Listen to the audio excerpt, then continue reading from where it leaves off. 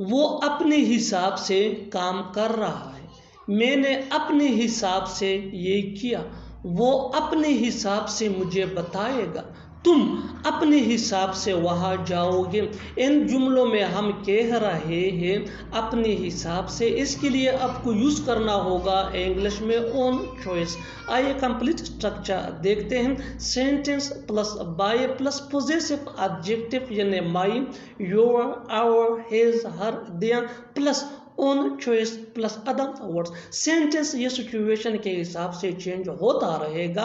अच्छी तरह समझने के लिए कुछ मिसालें देखते हैं। वो अपने हिसाब से काम कर रहा है यानी वो अपनी मर्जी से काम कर रहा है। He is working by his own choice. He is working by his own choice. He is working ये सिचुएशन के हिसाब से प्रेजेंट कंटिन्यूअस टेंस का सेंटेंस है, विच मीन वो काम कर रहा है। By his own choice mean अपने हिसाब से। हिज ये पोजेसिव एडजेक्टिव है। बिल्कुल फार्मूले को हमने स्टेप बाय स्टेप फॉलो किया। One more example for better understanding. मैंने अपने हिसाब से ये किया। I did it by my own choice. I did it by my own choice. I did it ये सिंपल पास्ट टेंस का सिचुएशन के हिसाब से सेंटेंस है, which मीन मैंने ये किया। by my own choice mean अपने हिसाब से। my ये पोजेसिव एडजेक्टिव है। One more example for better understanding. वो अपने हिसाब से मुझे बताएगा यानी वो अपनी मर्जी से मुझे बताएगा। he will tell me by his own choice. He will tell me by his own choice. He will tell me ये सिचुएशन के हिसाब से सिंपल फ्यूचर टेंस का सेंटेंस है, which मीन वो मुझे बताएगा। by his own choice mean अपने हिसाब से या अपनी मर्जी से। he will tell me he ये सब्जेक्ट प्रोनाउन है, which मीन वो ये थर्ड पर्सन के लिए यूज होता है जो मेल को रिप्रेजेंट करता है। टेल ये V1 है यानी first form of verb, which mean बताना। मी ये ऑब्जेक्ट प्रोनाउन है, which मीन मुझे। विल ये सिंपल फ्यूचर टेंस का हेल्पिंग वर्ब है जिसको हम ऑक्सिलरी वर्ब भी कहते हैं। Simple future tense is used to show an action that will happen in non time in future. Simple future tense ये ऐसे कामों को जाहिर करने के लिए यूज होता है जो आने वाले वक्त में होता है। Next example for better understanding. तुम अपने हिसाब से वहां जाओगे। You will go there by your own choice. You will go there by your own choice. You will go there ये सिचुएशन के हिसाब से सिंपल फ्यूचर टेंस का फिक्रा है, which मीन तुम वहाँ जाओगे। by your own choice mean अपने हिसाब से। your ये पोजेसिव एडजेक्टिव है। यू ये सब्जेक्ट प्रोनाउन है, विच मीन तुम। गो ये V1 है यानी वर्ब का फर्स्ट फॉर्म है, विच मीन जाना। देयर मीन वहाँ। One more example for better understanding. वो अपने हिसाब से आएगा। ही will come by his own choice. He will come by his own choice. He will कम ये सिंपल फ्यूचर टेंस का फिक्रा है, विच मीन वो आएगा। By his own choice mean अपने हिसाब से। ही ये सब्जेक्ट प्रोनाउन है जो सिंगुलर थर्ड पर्सन के लिए यूज होता है, विच मीन वो। कम ये V1 है यानी first form of verb, which mean आना। One more example for better understanding. वो अपने हिसाब से पकाएगी। She will cook by her own choice. She will cook by her own choice. She ये भी सब्जेक्ट प्रोनाउन है जो सिंगुलर थर्ड पर्सन के लिए यूज होता है जो फीमेल को रिप्रेजेंट करता है यानी हम शी को मोवनस के लिए यूज करते हैं। One more example for better understanding. वो अपने हिसाब से चली गई। She went by her own choice. अगर ऐसी बात है तो वो नहीं जाएगा। अगर ऐसी बात है तो हम नहीं खेलेंगे। अगर ऐसी बात है तो मैं तुम्हें नहीं बुलाऊंगा। अगर ऐसी बात है तो मैं उसे नहीं बताऊंगा। इन जुमलों में हम कह रहे हैं अगर ऐसी बात है तो, इसके लिए आपको यूज करना होगा इंग्लिश में if that's the case then. That's ये दैट इसका शॉर्ट फॉर्म है यानी कंस्ट्रक्शन है। आइए कंप्लीट स्ट्रक्चर देखते हैं। If that's the case then plus sentence. Sentence ये सिचुएशन या टेंस के हिसाब से चेंज होता रहेगा। If that's the case then ये वही के वही रहेगा, विच मीन अगर ऐसी बात है तो। अच्छी तरह समझने के लिए कुछ मिसालें देखते हैं। अगर ऐसी बात है तो वो नहीं जाएगा। If that's the case then he won't go. If that's the case then he won't go. Won't ये विल नॉट का शॉर्ट फॉर्म है। If that's the case then mean अगर ऐसी बात है तो ही वोंट गो वो नहीं जाएगा। ही वोंट गो ये सिंपल फ्यूचर टेंस का सेंटेंस है। बिल्कुल फार्मूले को हमने स्टेप बाय स्टेप फॉलो किया। One more example for better understanding. अगर ऐसी बात है तो हम नहीं खेलेंगे। If that's the case then we won't play. If that's the case then we won't play. If that's the case then यह हमारा फार्मूला है which mean अगर ऐसी बात है तो we won't play ये सिचुएशन के हिसाब से सिंपल फ्यूचर टेंस का सेंटेंस है। which mean हम नहीं खेलेंगे। won't ये will not का शॉर्ट फॉर्म है, कॉन्ट्रैक्शन है। One more example for better understanding. अगर ऐसी बात है तो मैं तुम्हें नहीं बुलाऊंगा। If that's the case then I will not invite you. If that's the case then I will not invite you. I will not invite you ये भी सिंपल फ्यूचर टेंस का सेंटेंस है। which mean मैं तुम्हें नहीं बुलाऊंगा। I ये subject pronoun है। which mean मैं। will ये सिंपल फ्यूचर टेंस का हेल्पिंग वर्ब है। और इनवाइट ये V1 है यानी first form of verb. which mean बुलाना। you ये यहाँ ऑब्जेक्ट प्रोनाउन है। which mean तुम्हें। Next example for better understanding. अगर ऐसी बात है तो मैं उसे नहीं बताऊंगा।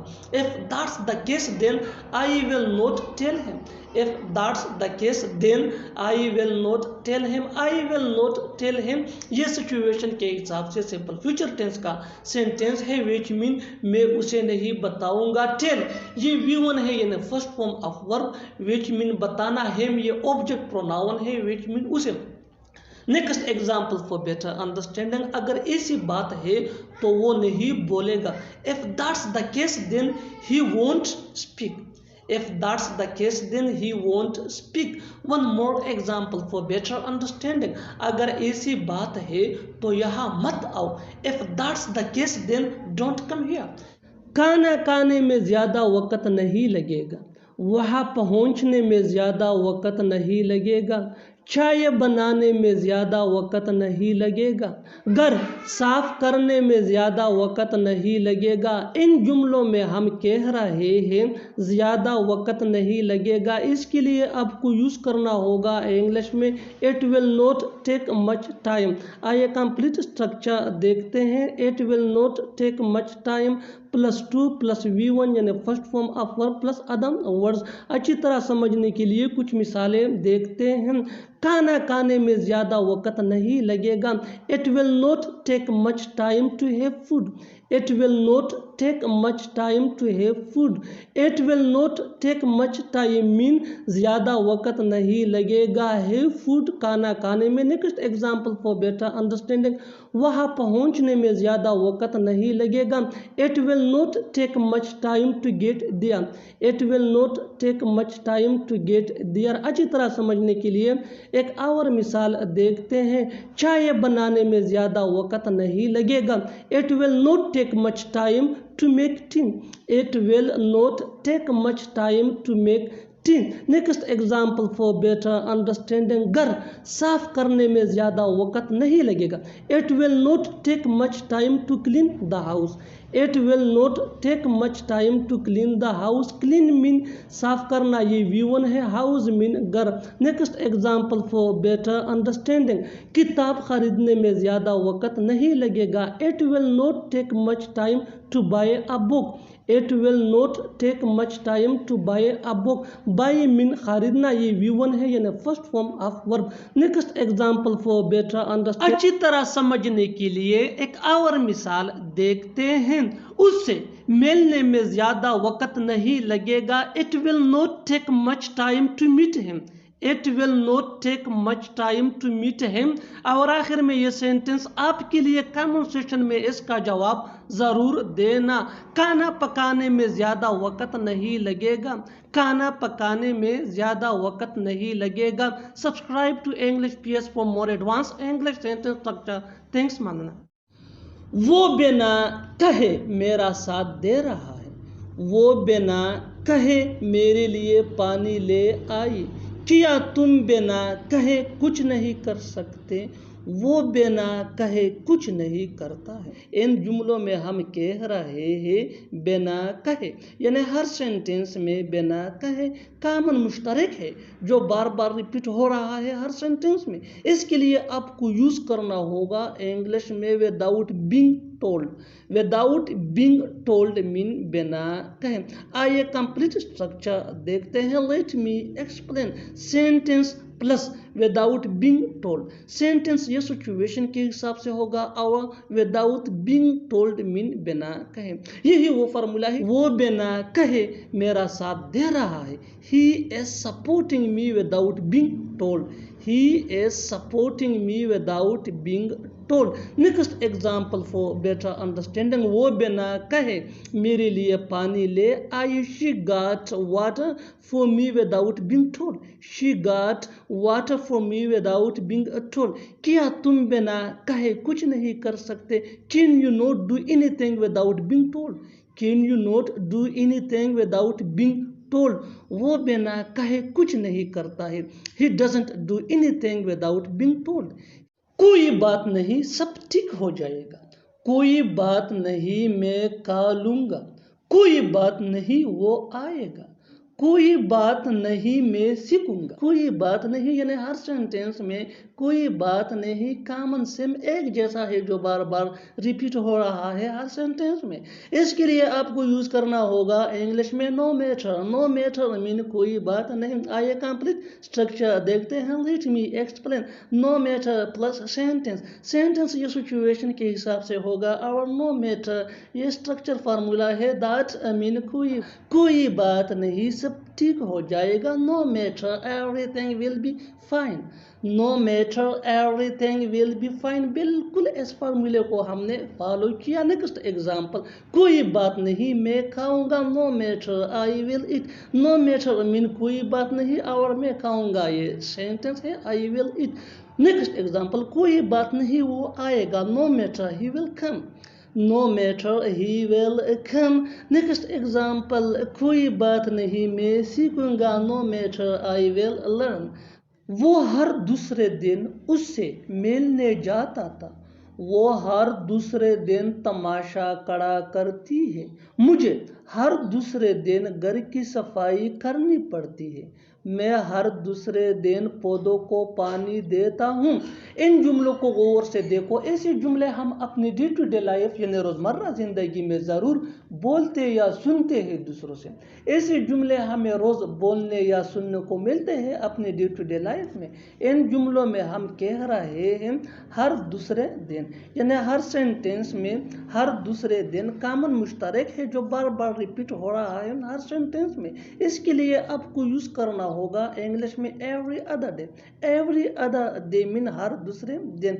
ये आइए कंप्लीट स्ट्रक्चर देखते हैं। Let me explain. Sentence plus every other day. Sentence ये सिचुएशन के हिसाब से होगा और एवरी अदर डे ये हमारा फार्मूला है। दैट मीन हर दूसरे दिन।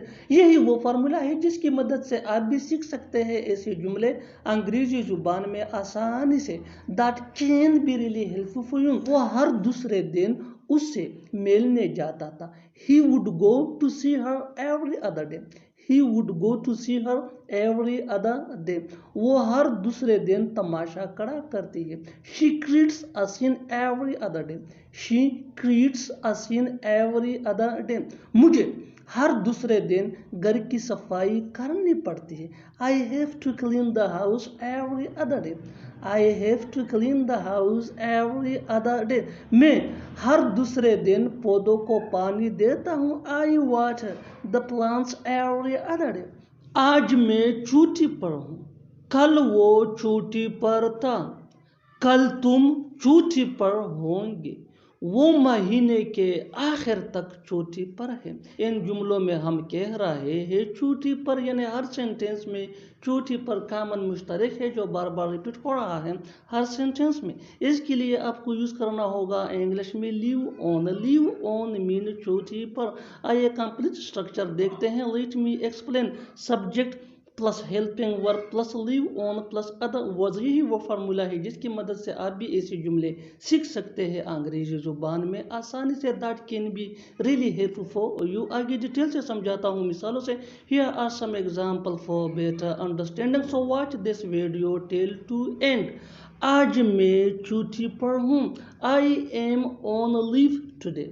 आई एम ऑन लीव टुडे। कल वो छुट्टी पर था। He was on leave yesterday. He was on leave yesterday. कल तुम छुट्टी पर होंगे। You will be on leave tomorrow. You will be on leave tomorrow. वो महीने के आखिर तक छुट्टी पर है। He is on leave until the end of the month. कभी तो यहाँ आया करो, कभी तो इंग्लिश बोला करो, कभी तो मुझे कॉल किया करो, कभी तो वक़्त पर सोया करो। इन जुमलों में हम कह रहे हैं कभी तो, यानी हर सेंटेंस में कभी तो कॉमन है जो बार बार रिपीट हो रहा है हर जुमले में। इसके लिए आपको यूज़ करना होगा इंग्लिश में do ever. Do ever mean कभी तो। आइए कंप्लीट स्ट्रक्चर समझते हैं। Let me explain. Do ever plus V1 यानी first form of verb plus other words, यही वो फार्मूला है जिसकी मदद से आप ऐसे जुमले सीख सकते हैं अंग्रेजी जुबान में। आगे डिटेल से समझाता हूँ मिसालों से। Here are some example for better understanding. कभी तो यहाँ आया करो। Do ever come here. Do ever come here. कभी तो इंग्लिश बोला करो। Do ever speak English. Do ever speak English. कभी तो मुझे कॉल किया करो। Do ever call me. Do ever call me. कभी तो वक़्त पर सोया करो। Do ever sleep on time. ढंग से बोलो, या हम ऐसा भी कह सकते हैं तरीके से बोलो। ढंग से बताओ या तरीके से बताओ। ढंग से पूछो या तरीके से पूछो। ढंग से चलो या तरीके से चलो। इन जुमलों को गौर से देखो। ऐसे जुमले हम अपने डे टू डे लाइफ में ज़रूर बोलते या सुनते हैं। ऐसे जुमले हमें रोज़ बोलने या सुनने को ज़रूर मिलते हैं अपने डे टू डे लाइफ में। इन जुमलों में हम कह रहे हैं ढंग से या तरीके से, यानी हर सेंटेंस में ढंग से या तरीके से बार बार रिपीट हो रहा है। इसके लिए आपको यूज़ करना होगा इंग्लिश में in a manner. In a manner mean ढंग से या तरीके से। आइए कंप्लीट स्ट्रक्चर समझते हैं। Sentence plus in a manner. Sentence ये सिचुएशन के हिसाब से होगा और यही वो फार्मूला है। आगे डिटेल से समझाता हूँ मिसालों से। Here are some example for better understanding. ढंग से बोलो या तरीके से बोलो। Speak in a manner. Speak in a manner. ढंग से बताओ या तरीके से बताओ। Tell in a manner. Tell in a manner. ढंग से पूछो, या हम ऐसा भी कह सकते हैं तरीके से पूछो। Ask in a manner. Ask in a manner. ढंग से चलो या तरीके से चलो। Walk in a manner. Walk in a manner. और आखिर में ये सेंटेंस आपके लिए कमेंट सेशन में इसका जवाब ज़रूर देना। ढंग से कहो या तरीके से कहो। Subscribe to English PS for more advance English sentence structure. Thanks